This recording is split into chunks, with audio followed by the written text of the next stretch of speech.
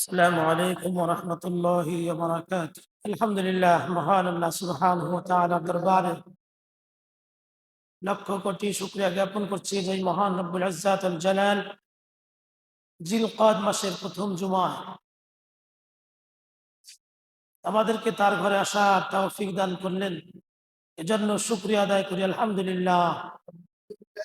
একটি একটি সেকেন্ড, একটি মিনিট, একটি ঘন্টা, একটি দিন, একটি সপ্তাহ, একটি মাস, একটি বছর, এভাবে করে করে আমাদের জীবন থেকে আমাদের সময়গুলি সরে যাচ্ছে। পরকালের প্রস্তুতি নিতে হবে আমাদেরকে। আমরা আজকে শুনবো সূরা বাকারার 106 নং আয়াত থেকে। আমরা ধারাবাহিক কথা শুনবো। এরপরে আগামী জুমা থেকে ইনশাআল্লাহ কোরবানির ইতিহাস, বাইতুল্লাহ নির্মাণের ইতিহাস, এইগুলা ইনশাআল্লাহ বলা হবে। আউযু বিল্লাহি মিনাশ শাইতানির রাজীম। বিতাড়িত মরদুদ শয়তানের ওয়াসওয়াসা থেকে আল্লাহ তাআলার কাছে পানা চাই। বিসমিল্লাহির রহমানির রহিম। রহমান রহিম আল্লাহ তাআলার নামে শুরু করতেছি। মা নানসাখ মিন আয়াতিন, আল্লাহ তাআলা বলতেছেন, আমি যদি আমার কোরআনুল কারীমের কোনো আয়াতকে নানসাখ রহিত করি অথবা ভুলিয়ে দেই, আও নুনসিহা নাতি বিখাইরিন মিনহা আও মিসলিহা, যেই আয়াত, যেই হুকুম রহিত করেছি এর চাইতে উত্তম আয়াত আমি আবার নিয়ে আসি অথবা তার অনুরূপ আয়াত নিয়ে আসি। আলাম তা'লাম আন্নাল্লাহা আলা কুল্লি শাইইন কাদির। তোমরা কি জানো না? আলাম তা'লাম, তোমরা কি জানো না? আন্নাল্লাহা, নিশ্চয় আল্লাহ তাআলা, আলা কুল্লি শাইইন কাদির, আল্লাহ তাআলা সকল কিছুর উপরে সর্বশক্তিমান, ক্ষমতাবান। আল্লাহ তাআলা সব কিছুর উপরে ক্ষমতাবান। এই কথা আমরা মানি না, এই কথা আমরা ইচ্ছা অনিচ্ছায় মানতে পারছি না। আল্লাহকে ক্ষমতাবান মনে করলে আবার মানুষের ডরাই কেমনে? আমার জান মাল লিল্লাহি রাব্বিল আলামিন, সবকিছু আল্লাহর হাতে। তিনি আমাকে বাঁচিয়ে রেখেছেন, মৃত্যু দিবেন, সুস্থ রাখবেন। যেহেতু আল্লাহ তাআলা বলে দিয়েছিলেন, ওয়াল্লাযী ইউতঈমুনি ওয়া ইয়াসকিন, তোমাদের যখন ক্ষুধা লাগে, তোমাদের ক্ষুধার আহার কে দেয়? অবশ্যই আমরা বলবো আমাদের ক্ষুধার আহার আল্লাহ তাআলা দেন। ওয়া ইযা মারিদতু ফাহুয়া ইয়াশফিন, যখন তোমরা অসুস্থ হয়ে যাও, আল্লাহ তাআলা বলতেছেন তখন তোমাদেরকে কে সুস্থ করায়? অবশ্যই আল্লাহ তাআলা, আমি তোমাদেরকে সুস্থ করে দিই।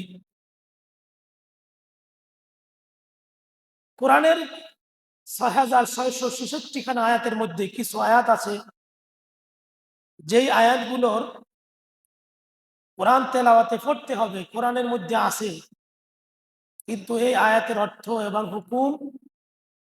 হুকুমটা নেই। আবার এমন কতগুলো আল্লাহ তাআলা আয়াত দিয়েছেন যেই আয়াতটি নেই কিন্তু হুকুম আছে। আবার এমন কিছু আয়াত আল্লাহ তাআলা রহিত করেছেন যার আয়াতও নেই, হুকুমও নেই। আল্লাহ তাআলা পর্যায়ক্রমে ইসলামকে চূড়ান্ত করেছেন। আল্লাহ তাআলা ইচ্ছা করলে একসাথে ইসলামকে দিতে পারতেন, কোরআনকে দিতে পারতেন, কিন্তু যিনি আমাদের স্রষ্টা, যিনি আমাদেরকে সৃষ্টি করেছেন, তিনি জানেন আমাদের ইনজিলের ভারসাম্যতা কত, আমাদের শক্তি কত, আমাদের ধারণ ক্ষমতা কত। পৃথিবীতে যত ইনজিল আবিষ্কার করা হয়, ওই ইনজিল যিনি আবিষ্কার করেন তিনি জানেন আমার এই ইনজিল কত টন লোড নিতে পারবে, কতক্ষণ পর পর তেল দিতে হবে, কত কিলোমিটার যাবে, কতক্ষণ পর পর মোবিল দিতে হবে। এটা যিনি আবিষ্কার করেছেন তার চাইতে ভালো কেউ জানে না। যিনি ইঞ্জিনিয়ার তিনিও জানেন না, কিন্তু যিনি ওই মেশিন তৈরি করেছেন, ইঞ্জিন বানিয়েছেন, তিনি জানেন তার ওই ইঞ্জিনের ধারণ ক্ষমতা কত দূর। ঠিক আল্লাহ তাআলা আমাদেরকে পৃথিবীতে পাঠিয়েছেন, সৃষ্টি করেছেন, আমাদের ধারণ ক্ষমতা কত দূর আল্লাহ জানেন। এই জন্য আস্তে আস্তে ধীর স্থির ভাবে আল্লাহ তাআলা দীর্ঘ 23টি বছর ধরে ইসলামকে পরিপূর্ণ করলেন, কোরআন নাজিল করলেন। এখানে নাসেখ শব্দের অর্থ হলো রহিতকারী, মানসুখ শব্দের অর্থ হলো রহিত। অর্থাৎ রহিত অর্থ ভুলে যাওয়া, ভুলিয়ে দেওয়া। এই রহিত 3 প্রকার। 1 নাম্বার হলো তেলাওয়াত আছে। কোরআন আমরা যখন তেলাওয়াত করব তখন তেলাওয়াত করতে হবে, কিন্তু এই আয়াতের যে হুকুম আল্লাহ বলেছেন এই হুকুমটা মানা যাবে না। 2 নাম্বার হলো তেলাওয়াত নাই, কিন্তু এই তেলাওয়াতের বিধান, যেই উদ্দেশ্যে আল্লাহ তাআলা আয়াত নাজিল করেছিলেন ওই উদ্দেশ্য আছে। যেমন কোরআনুল কারীমের এই হুকুম আছে, বৃদ্ধ পুরুষ এবং বৃদ্ধা নারী উভয় যদি জেনায় লিপ্ত হয় তাহলে পাথর আঘাত করে, পাথর দিয়ে অর্থাৎ সঙ্গে সার করে তাদেরকে মেরে ফেলতে হবে। কিন্তু এই আয়াতটা নাই কোরআনে, কিন্তু আয়াতের হুকুম আছে। এই হুকুম দেখে হযরত ওমর ইবনে খাত্তাব রাদিয়াল্লাহু তাআলা আনহু তিনি বলেছিলেন, আমার ইচ্ছে হয় আল্লাহ এই আয়াতটা যে রহিত করে দিচ্ছেন, আমার ইচ্ছে হয় এই আয়াতটা আমি আবার কোরআনুল কারীমে লিখে দেই। কিন্তু মানুষরা মনে করবে যে ওমর কোরআনের মধ্যে সংযোজন করেছে, বিয়োজন করেছে, ওমর কোরআনের মধ্যে যোগ করেছে এবং বাদ দিয়েছে। এই কারণে এই ভয়ে আমি এই আয়াতটা লিখি নাই। তাহলে আল্লাহ তাআলার কিছু আয়াত আছে যার হুকুম আছে কিন্তু আয়াতের তেলাওয়াত নেই। আবার এমন কিছু আয়াত আল্লাহ তাআলা দিয়েছেন যার তেলাওয়াতও নাই, হুকুমও নেই। এটা তৎকালীন যখন দিয়েছেন তখন দরকার ছিল, আল্লাহ তাআলা এটা আবার অন্তর থেকে উঠিয়ে নিয়েছেন। কিছু সাহাবা একরাম নামাজে দাঁড়িয়েছেন, একটি সূরা তেলাওয়াত করতেছিলেন, বিসমিল্লাহ পড়ার পরে সূরা আর মনে নেই। তখন রাসূলুল্লাহর কাছে গেলেন, ইয়া রাসূলুল্লাহ, ইয়া হাবিবাল্লাহ, আমরা এই সূরাটি তেলাওয়াত করতেছিলাম, বিসমিল্লাহ পড়ার পরে আমাদের আর কিছুই মনে নেই, আমরা ভুলে গিয়েছি। তখন আল্লাহ রাসূল বললেন, তোমাদের অন্তর থেকে এই আয়াতগুলো উঠিয়ে নেওয়া হয়েছে। সুবহানাল্লাহ। অর্থাৎ আল্লাহ তাআলা পর্যায়ক্রমে আয়াতগুলো দিয়েছেন, আবার যেটা দরকার সেটা রেখেছেন, যেটা দরকার নাই সেটা অন্তর থেকে মুছে দিয়েছেন। এইভাবে কোরআন সমাপ্ত হয়েছে। দেখেন আল্লাহ তাআলা আস্তে আস্তে ধাপে ধাপে ইসলামকে কিভাবে চূড়ান্ত করেছেন। এই নামাজ কিন্তু একসাথে চূড়ান্ত হয় নাই, রোজা একসাথে চূড়ান্ত হয় নাই, জিনার বিচার, সম্পদ বন্টন, মাদক, এগুলি কোনো ক্ষেত্রেই একসাথে কোনো চূড়ান্ত সিদ্ধান্ত আল্লাহ তাআলা দেন নাই। আল্লাহ জানেন একসাথে বিধান দিলে তার বান্দারা মানতে পারবে না। আস্তে আস্তে দেওয়ার পরেও তো বহু বান্দারা বর্তমানে দেখতেছি আল্লাহর বিধানগুলো মানে না। যেমন সূরা বাকারার একটি আয়াত আল্লাহ তাআলা এখানে বলেছেন, কুতিবা আলাইকুম ইযা হাদারা আহাদাকুমুল মাউত ইন তারাকা খায়রানিল ওয়াসিয়াতু লিল ওয়ালিদাইনি ওয়াল আকরাবিনা বিল মা'রুফ।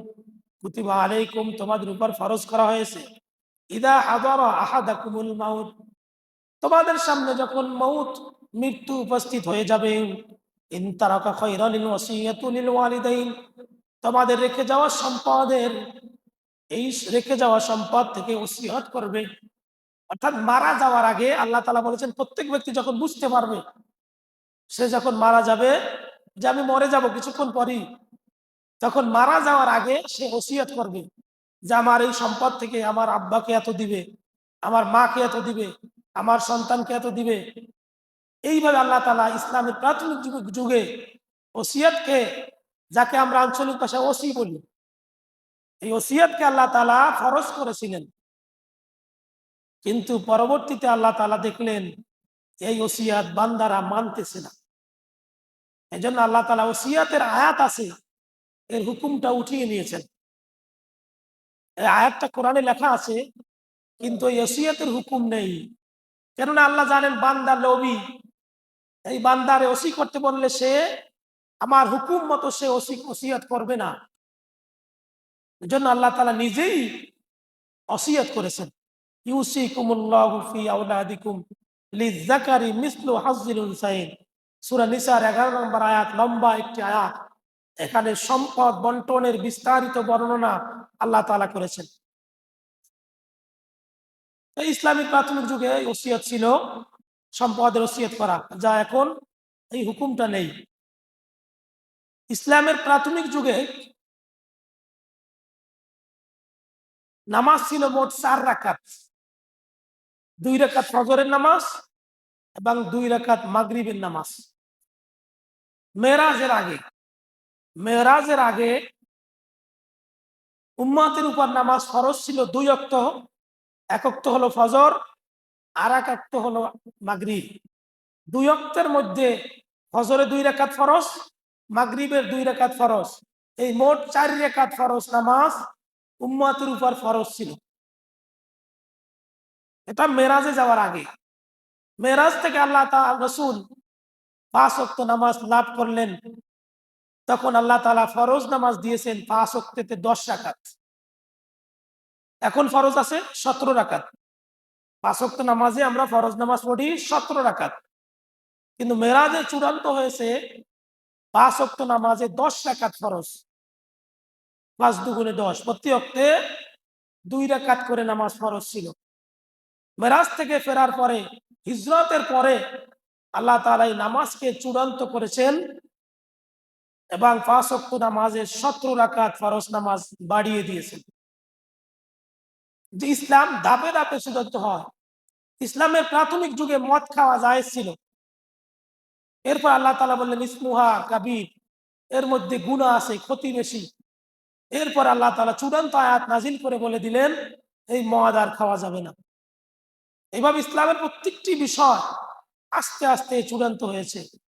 রোজার ব্যাপারে এইভাবে, আগে রোজা ছিল সমর্থবান ব্যক্তি সে রোজা না রাখলেও চলবে, সে রোজার পরিবর্তে ফিদিয়া দিবে, ফেতরা দিবে। ফেতরা দিলে তার রোজা রাখা লাগবে না। কিন্তু এই আয়াতটি কোরআনে আছে, কিন্তু এর হুকুম রহিত হয়ে গিয়েছে, এর হুকুম নেই। এখন সমর্থবান ব্যক্তি সে রোজা রাখবে না তা না, তার রোজা সে বাড়িতে থাকলে, সে নির্দিষ্ট জায়গায় থাকলে রোজা রাখবে, সফরে না থাকলে সে রোজা না রেখে ফিদিয়া দিলে হবে না। এভাবে প্রত্যেকটা জেনার বিচার ইসলামের প্রাথমিক যুগে, যখন মানুষ ইসলাম জানতো না, তখন জেনার বিচার আল্লাহ তাআলা এই জেনার আয়াতটি নাজিল হয় নাই, চুরির আয়াতগুলো নাজিল হয় নাই। আল্লাহ তো আগে বান্দার পেটে দেন, তারপর পিঠে দেন। ইসলাম যখন কায়েম হয়ে যাবে, ইসলাম কায়েম ঈসা নবী আসার আগে হবে না, এই আশা নিরাশা। এর কারণ আমরা দেখতে পাচ্ছি আল্লাহ রসুলের ইন্তেকালের পর খোলাফায়ে রাশিদার 40 বছর পরে ইসলাম যে ভেঙ্গে গিয়েছে, এই ইসলাম আজও আসে নাই। আর ঈসা নবী আসা পর্যন্ত ইসলামের রাজ কায়েম আর হবে না। কিন্তু অন্তরে চিন্তা থাকতে হবে ইকামতে দ্বীন প্রতিষ্ঠা করা, না হলে ইমানদার থাকা যাবে না। ইসলাম যারা পাবে সামনে, ঈসা নবী তিনি যে ইসলাম নিয়ে আসবেন, দিন কায়েম করবেন, রাষ্ট্র পরিচালনা করবেন, তখন দেখবেন আগে রাষ্ট্রের নিরাপত্তা দিবেন, বাসস্থান দিবেন, চিকিৎসার ব্যবস্থা করবেন, এরপর পেটের ক্ষুধা নিবারণ করবেন। সবকিছু দেওয়ার পরে ইসলামের যে হুকুম, বিচার ব্যবস্থা তিনি চালু করবেন। এটা ইসলাম। ইসলাম চুরি করলেই ধরে হাত কাটা যাবে না, অন্যায় করলে সাথে সাথে শাস্তি দেওয়া যাবে না, যতক্ষণ পর্যন্ত রাষ্ট্রের মানুষ পরিপূর্ণ নিরাপত্তা না পায়। ইসলাম কত শান্তি, হিন্দু শান্তিতে থাকতে পারে যখন ইসলাম কায়েম হয়ে যায়। বৌদ্ধ, মুসলিম, খ্রিস্টান যত জাতি আছে সকলেই সকলের অধিকার ফিরে পাবে। অন্যায় থাকবে না, চুরি থাকবে না, ডাকাতি থাকবে না, জেল খাটতে হবে না। কেননা মানুষ ইসলাম মানবে, পরকালকে ভয় করবে। এইভাবে আল্লাহ তাআলা দীর্ঘ 23 বছর এই ইসলামকে চূড়ান্ত করেছেন, কোরআন নাজিল করেছেন। আলম তা'লাম আন্নাল্লাহ আলা আলম তা'লাম আন্নাল্লাহ লাহু মুলকুস সামাওয়াতি ওয়াল আরদ। আলম তা'লাম, অবশ্যই তোমরা জেনে রাখবে, আন্নাল্লাহ, নিশ্চয় আল্লাহ তাআলা, লাহু মুলকুস সামাওয়াতি ওয়াল আরদ, আকাশ এবং পৃথিবীর মালিক তিনি আল্লাহ। অন্য আয়াত আছে কুলিল্লাহুম্মা মালিকাল মুলক, এই আকাশ এবং পৃথিবীর যা কিছু তোমরা দেখতে পাও এবং যা দেখো না সব কিছুর মালিক আল্লাহ। তুতিল মুলকা মান তাশা, তিনি যাকে ইচ্ছা ক্ষমতা দেন সাময়িক। অতুইজ্জু মান তাশাউ ওয়াতুযিল্লু মান তাশাউ বিয়াদিকাল খায়র, তিনি যাকে ইচ্ছা ক্ষমতা দেন, আবার যাকে ইচ্ছা ক্ষমতা কেড়ে নেন, আবার যাকে ইচ্ছা ক্ষমতা দেওয়ার পরেও বেইজ্জতি করেন। সকল কথাগুলো কোরআনে আল্লাহ তাআলা দিয়েছেন। ওমা লাকুম মিন দুনিল্লাহি মিন ওয়ালিয়্যিন ওয়ালা নাসীর। ওমা লাকুম মিন দুনিল্লাহ, আল্লাহকে বাদ দিয়ে তোমাদের কোনো বন্ধু নেই। ওয়ালিয়্যুন মানে অভিভাবক, বন্ধু। আল্লাহ ছাড়া পৃথিবীতে তোমাদের আর কোনো বন্ধু নেই, কিয়ামতেও থাকবে না। দেখবেন প্রত্যেক বন্ধুই স্বার্থ ছাড়া বন্ধুত্ব করে না। ছোট্টবেলা যত বন্ধু ছিল, এখন যারা বৃদ্ধ হয়েছেন সেই বন্ধুরা কি আছে? নাই। বিভিন্ন কারণে বিভিন্ন সময় তারা ছেড়ে গিয়েছে। এভাবে একেবারে মৃত্যু পর্যন্ত দেখবেন সবাই ছেড়ে যাবে। এমনকি বিপদে পড়লে আমি আপনি নিজের স্ত্রী পর্যন্ত ছেড়ে যায়। জন্য আল্লাহ তাআলা বলেছেন ওমা লাকুম মিন দুনিল্লাহি মিন ওয়ালিয়্যিন, আল্লাহ ছাড়া তোমাদের আর কোনো বন্ধু নেই, কোনো অভিভাবক নেই, কোনো ওলি নেই। ওয়ালা নাসির, আর আল্লাহ ছাড়া তোমাদের আর কোনো সাহায্যকারীও নেই। আল্লাহ তোমাদের সবচেয়ে বড় সাহায্যকারী।